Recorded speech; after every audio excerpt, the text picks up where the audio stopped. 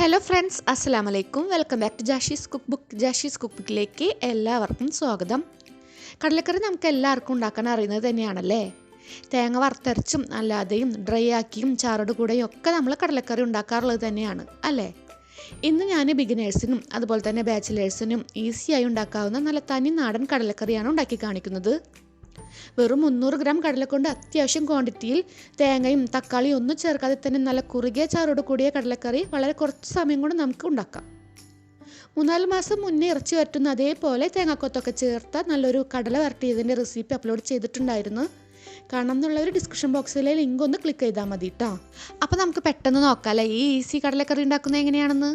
ഇതുപോലെ ഈസിയായ നാടനും അല്ലാതെയും ആയിട്ടുള്ള ഒരുപാട് റെസിപ്പികൾ ഇനിയും ജാഷീസ് കുക്കിൽ നിങ്ങൾക്ക് കാണാനും പരീക്ഷിക്കാനും ആഗ്രഹം ഉണ്ടെങ്കിൽ ഇതുവരെ ചാനൽ സബ്സ്ക്രൈബ് ചെയ്യാത്തവരൊക്കെ പ്ലീസ് ഒന്ന് സബ്സ്ക്രൈബ് ചെയ്തതിന് ശേഷം നോട്ടിഫിക്കേഷൻ കിട്ടാനായി ബെല്ലേക്ക് കൂടെ പ്രസ് ചെയ്യാൻ മറക്കല്ലേ. ഇവിടെ ഞാൻ 8 മണിക്കൂർ വെള്ളത്തിൽ കുതിർത്ത് വെള്ളം നല്ല പോലെ വാർത്ത കടലെടുത്ത് വെച്ചിട്ടുണ്ട്. ഇത് ഞാൻ നേരത്തെ പറഞ്ഞല്ലോ, ഏകദേശം 300 ഗ്രാമാണുള്ളത്. നമുക്ക് ഈ കടല കുറച്ച് ചേരുവകളെല്ലാം ചേർത്തൊന്ന് വേവിച്ചെടുക്കാം. അതിനായി നമുക്കിത് കുക്കറിലേക്ക് മാറ്റാം. ഇനി ഇതിലേക്ക് ഒരു ചെറിയ സബോള, 8 വെളുത്തുള്ളി, കുറച്ച് കറിവേപ്പില, എരിവിനനുസരിച്ച് പച്ചമുളക് ഇത്രയും ചേർക്കാം. സബോളയും വെളുത്തുള്ളിയും ഒന്നും അങ്ങനെ നൈസായി അരിയെ ചതയ്ക്കൊന്നും ചെയ്യേണ്ട ആവശ്യമില്ല കേട്ടോ. സബോള ഞാൻ ഇതുപോലെ 4 പീസായി കട്ട് ചെയ്തിട്ടാണുള്ളത്. വെളുത്തുള്ളി അങ്ങനെ തന്നെ ചേർക്കുകയാണ്. പച്ചമുളക് നടുവൊന്ന് നീളത്തിൽ കീറിയാണ് ചേർക്കുന്നത്. ഇനി നമുക്കിതിലേക്ക് ആവശ്യത്തിന് ഉപ്പും പിന്നെ 2 കപ്പ് വെള്ളം ചേർത്ത് ഒന്ന് ഇളക്കി യോജിപ്പിച്ചതിന് ശേഷം മൂടി വെച്ച് 8 വിസിൽ വരുന്നത് വരെ നന്നായി ഒന്ന് വേവിക്കണം. മീഡിയം ഫ്ലെയിമിൽ കുറച്ച് സമയം എടുത്ത് വേവിക്കുകയാണെങ്കിൽ കടല നല്ല സോഫ്റ്റായി വെന്തും കിട്ടും, കറിക്ക് കുറച്ചുകൂടെ ടേസ്റ്റും ഉണ്ടാകും. അപ്പോൾ അത് അവിടെ ഇരുന്ന് വേവട്ടെ, നമുക്കിതിലേക്കുള്ള മസാല തയ്യാറാക്കാം. ഞാനിവിടെ ഒരു പാത്രം ചൂടാക്കാൻ വേണ്ടി വെച്ചിട്ടുണ്ട്. ഇതിലേക്ക് വെളിച്ചെണ്ണ ഒഴിച്ചെടുക്കാം. ഇത്രയൊന്നും വെളിച്ചെണ്ണ വേണമെന്നില്ല കേട്ടോ. ഞാൻ ഒഴിച്ചപ്പോൾ കുറച്ച് കൂടി പോയിട്ടുണ്ട്. നമുക്ക് ലാസ്റ്റ് കടുക് വറുക്കാനും വെളിച്ചെണ്ണ ഉപയോഗിക്കണം.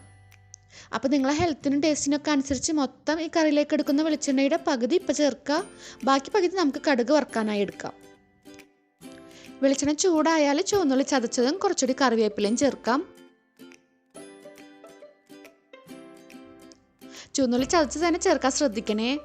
അരിഞ്ഞ് ചേർത്താലും പേസ്റ്റ് ആക്കി ചേർത്താലും ഇങ്ങനെ ചതച്ച് മൂപ്പിക്കുന്നതിൻ്റെ ടേസ്റ്റ് കിട്ടില്ല. ഞാൻ ഏകദേശം 10-12 ചുവന്നുള്ളി എടുത്തിട്ടുണ്ട്. നിങ്ങൾക്കറിയാലോ, കൂടുതൽ ചുവന്നുള്ളി ചേർക്കുന്നതിനനുസരിച്ച് കറിക്ക് ടേസ്റ്റും കൂടും. നിങ്ങൾക്ക് വേണമെങ്കിൽ പകുതി സബോള പകുതി ചുവന്നുള്ളി അങ്ങനെ എടുക്കാം. പക്ഷേ ടേസ്റ്റിൽ കുറച്ചൊന്ന് വ്യത്യാസം വരുന്നു മാത്രം. ചുവന്നുള്ളി നന്നായി ഒന്ന് വഴന്ന് ചെറുതായി ഒന്ന് മുരിഞ്ഞു വരാൻ തുടങ്ങിയാൽ നമുക്കിതിലേക്ക് പൊടികൾ ചേർത്ത് കൊടുക്കാം.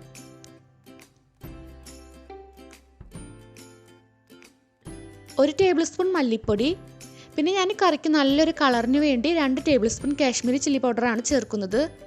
നിങ്ങൾ സാധാരണ എരിവുള്ള മുളക് പൊടിയാണ് ചേർക്കുന്നതെങ്കിൽ 3/4 ടേബിൾ സ്പൂൺ ഒക്കെ മതിയാകും. കറിക്ക് അത്യാവശ്യം എരിവ് വേണമെന്നുണ്ടെങ്കിൽ 1 ടേബിൾ സ്പൂൺ വരെയൊക്കെ ചേർക്കാം. പിന്നെ വേണ്ടത് 1/4 ടേബിൾ സ്പൂൺ മഞ്ഞൾപ്പൊടി, 1/4 ടേബിൾ സ്പൂൺ പെരിഞ്ജീരകം പൊടിച്ചത്. ഇത്രയാണ് നമുക്ക് പൊടികളായിട്ട് വേണ്ടത്. ഫ്ലെയിം ഏറ്റവും ലോ ആക്കിയതിന് ശേഷം വേണം പൊടികൾ ചേർക്കാൻ. പൊടികളുടെ ആ കുത്ത് നന്നായി മാറുന്നത് വരെ ലോ ഫ്ലെയിമിൽ തന്നെ മൂപ്പിക്കുക.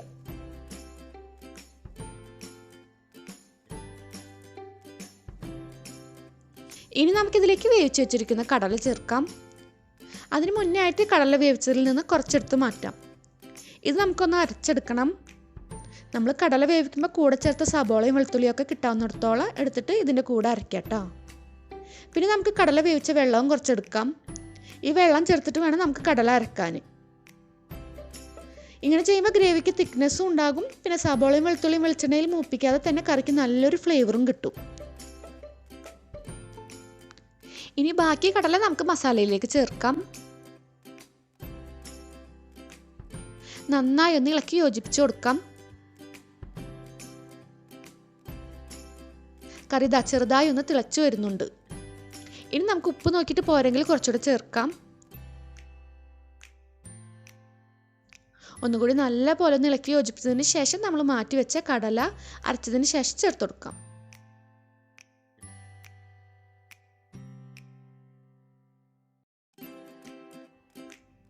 ഇതരച്ച മിക്സിയിൽ കുറച്ച് വെള്ളം ഒഴിച്ചൊന്ന് കുലുക്കിയതിന് ശേഷം കറിയിലേക്ക് ചേർക്കാം.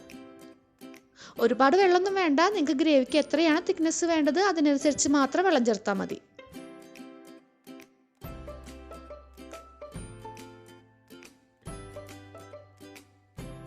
ഇനി ഗ്രേവി 3-4 മിനിറ്റ് നന്നായി ഒന്ന് തിളപ്പിച്ചതിന് ശേഷം ഫ്ലെയിം ഓഫ് ആക്കാം.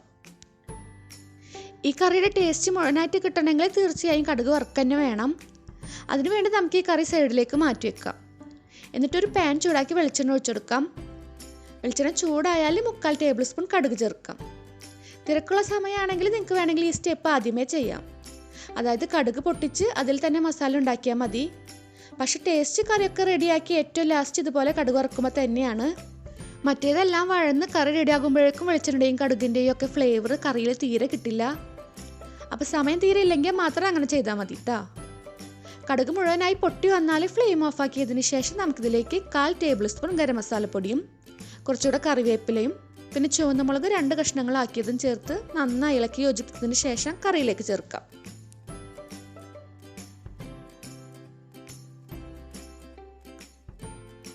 പുട്ട്, ചപ്പാത്തി, വെള്ളപ്പം ഇതിലേക്ക് മാത്രമല്ല ചോറിലേക്ക് പോലും കിടിലൻ കോമ്പിനേഷനാണ്.